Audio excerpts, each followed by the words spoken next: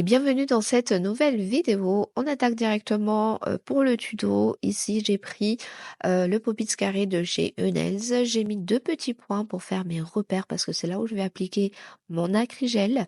Et l'acrygel ici, c'est l'acrygel Shape Shimmer Pink de chez Eunels. J'ai fait une revue sur la marque. Si jamais ça vous intéresse, je vous mets dans le petit juste en haut et j'ai fait aussi un petit tuto avec les produits. Donc aujourd'hui, ça va être une incrustation en fondu, en Poppits entier. Donc c'est pour ça que j'ai pris une petite quantité d'acrygel juste pour faire le fondu entre la construction et mes incrustations. Donc là, j'applique vraiment une très fine couche, comme vous voyez ici, juste pour faire le fondu en fait, parce que je vais mettre mes décos par la suite. Donc là, je l'applique vraiment en très fine couche. Ensuite, je vais catalyser. Une fois catalysé, je vais appliquer mon gel clear de chez American Creator. Donc c'est un gel de construction. Je privilégie les gels de construction clear plutôt que une rubbard base ou une base pour venir coller mes décos. Tout simplement parce que le gel de construction va être beaucoup plus épais et beaucoup plus solide et ça me permet de bien protéger mes incrustations. Donc là, j'applique vraiment pas trop en couche épaisse, mais une couche assez suffisante pour placer mes incrustations, mes décos. Donc là, j'ai pris des nacres et je viens placer tout doucement. Donc je n'enfonce pas comme d'habitude pour éviter les bulles d'air et pour éviter aussi que la déco se colle directement au Poppits et quand on va buffer ou limer une fois que le Poppits est décollé, ça va faire des traces de lime au niveau de la déco. Donc c'est pour l'esthétique, mais aussi ça évite les bulles d'air. Donc c'est pour ça que je viens juste placer ma déco en surface du gel de construction. Donc ensuite après c'est au feeling, vous faites comme bon vous semble. Il faut juste que ce soit un peu plus joli et n'hésitez pas à retourner votre Poppits pour voir ce que ça donne de l'autre côté. C'est beaucoup plus important. Une fois que mes nacres sont placés, je vais venir prendre ces paillettes, paillettes folles, je sais pas trop comment l'appeler, mais voilà, ce sont des paillettes. Et je vais verser directement au niveau du bord libre. Donc là, je n'ai toujours pas catalysé et je viens tout simplement verser les paillettes comme ceci. Et ensuite, une fois que c'est posé, je retourne d'abord mon Poppits pour voir ce que ça donne. Et si ça me plaît, je mets à catalyser. Ensuite, je reprends mon gel clear et j'applique en couche assez épaisse pour protéger mes incrustations. Donc, je mets en couche épaisse pour bien les protéger. Comme ça, quand je vais venir lisser par la suite en dessous, ça ne va pas toucher les incrustations. Donc, je mets vraiment en couche assez épaisse. Ensuite, j'essaie de bien mettre au niveau des parallèles pour éviter les trous.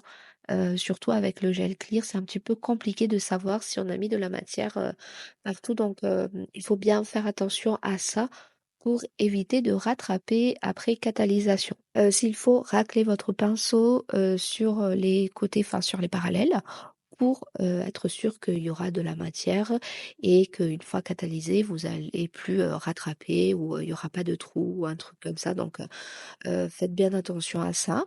Voilà ce que ça donne. Je vais venir catalyser. Ensuite, une fois catalysé, je reprends mon Shimmer Pink, donc l'acrygel, et je prends une assez bonne couche, mais là, il y en a trop, donc j'ai dû retirer. Ensuite, je vais venir travailler l'acrygel avec de l'alcool et mon pinceau. Donc, j'aplatis bien mon acrygel pour que au niveau des cuticules soit très très la matière soit fine. Et il faut mettre très peu de matière au niveau des cuticules pour éviter que ça déborde de partout. Donc là, j'aplatis bien et je ne couvre pas mes incrustations parce que je veux que ça reste en transparence. Je viens ensuite préparer ma plaque. Ici, ma plaque a été matifiée et je vais appliquer ma rubbard base. Je viens frotter, masser comme ceci pour que la base rentre bien entre les écailles. Ensuite, je catalyse.